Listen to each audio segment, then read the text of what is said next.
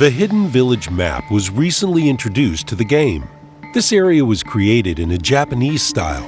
Picturesque landscapes, unusual architecture, cherry blossoms, and above it all the snowy peak of the beautiful Mount Fuji. This video isn't about the visuals, however. We're going to talk about the key points and features of the area. The map can be divided into 3 zones: the canyon, the center, and the village. The canyon is separated from the central region by the hills. There are several routes to get here, 2 on each side. The so-called balconies are located near these routes. They let you shoot into the village and get down to the center if needed. Here we have an open field with some bushes and a lone rock. The field and the village are separated by a river. Be careful when crossing it. Some parts are deep enough to drown in. The buildings in the village are arranged in a simple pattern. After a few battles, there is no danger of getting lost. Let's examine each area in more detail. We'll start with the canyon when playing from the lower base. A key point and a site of fierce fighting is the hill in the G4 square. You shouldn't come here with the whole team though. You'll only get in each other's way. This position is good for a tank with a sturdy turret. Such a vehicle can stay behind the rocks and not only spot the enemy but also deal damage while getting non-penetrations and ricochets in return. Just remember that this position is exposed to artillery, and it often aims at this very spot. We don't recommend leaving the cover of this rock sideways, as you will definitely lose your tracks and die. It's better to leave the rock at an angle, like this. Use this technique with other cover as well. Another important position is the road up the hill. Keep in mind that this position is best suited for tanks with good gun depression.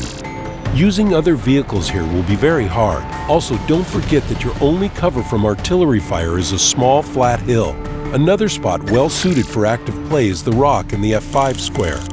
Gun depression is not needed here, but you shouldn't come here without good armor. Once you leave the rock, you are fully exposed to enemy fire, so angle your hull and be very careful. If the enemy has no artillery, you can use the rocks in H4 and G5 squares for temporary cover. There is another big rock not far from them. You can shoot at opponents that are located in the canyon as well as into the village from here. This spot is less risky, but it's better suited for providing cover for allies than for active fighting. Another support position is the G7 square. Artillery will have a hard time hitting you here. Don't forget that although the distance to the enemy is great, you will most likely be spotted when you fire.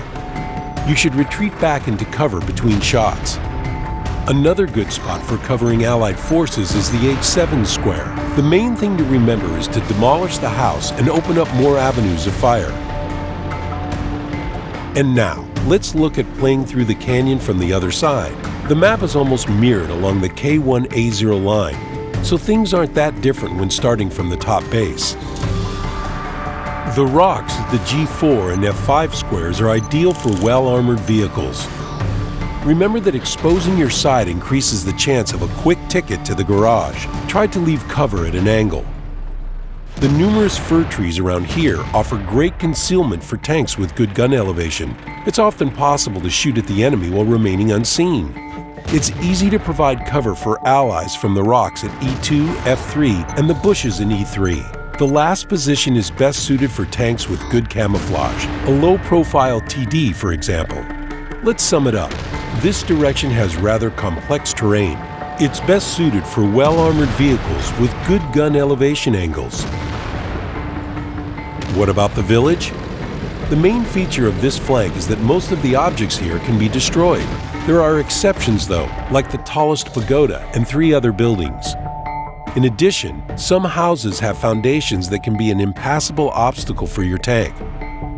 On the other hand, these foundations can provide excellent cover for your lower hull. The main battles are usually waged near the temple. The houses here are often used as cover, but there is an alternative. When you start at the bottom base, you can stay behind a rock in B9. If your team is about to lose control of the village, you can fall back and hide behind the bushes in the E8 square. Thanks to your recon, the Allied forces in the canyon will have a chance to engage the enemy vehicles with impunity. They may even repulse the attack before you get spotted. When playing from the top base, the rock in the B8 square can provide good cover, but keep in mind that it can't protect you from artillery. Also, combat in this area tends to be very dynamic, and as a rule, the more active team will win. In general, this direction is best suited for mobile vehicles with a high rate of fire, medium tanks for example. It's not a good idea to come here with a slow, heavy vehicle. Even if you win the local battle for the village, you'll have a hard time winning the overall battle. The point is that the road from the village is exposed to fire from the base and the canyon. Keep this in mind. Now, a few words about the center of the map. It's best to come here driving a fast scout tank. If you get here right at the beginning, you can illuminate enemies moving into the village. A bush near the rock and the E6 square is well suited for this. Possibly your allies can put some shots into the enemies you've spotted, and your team gets an advantage before the fight has even properly began. Keep in mind that you won't be able to stay here for long. It's better to save your tank. Stay alive and wait for an opportunity to rush to the enemy artillery. You can also drive into the enemy's rear for a surprise attack and have a spectacular finale. Artillery positions should also be talked about. When playing from the lower base, there are great firing positions in the J0 square just outside of the base circle. They let you fire on the main battle areas. If you play from the top, then there are two positions you can use.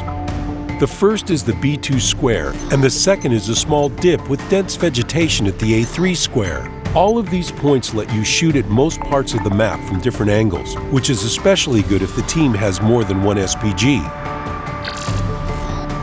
We should also say a few words about the hills and mountains. A large part of the map is covered by inaccessible rocks, though not so inaccessible after all. The most nimble tankers already know about this and climb them from time to time. Do keep in mind that while these positions are interesting, they are mostly useless. Don't waste your time trying to climb the mountain. You won't be much good for your team up there. That is all for now. Good luck on the battlefield!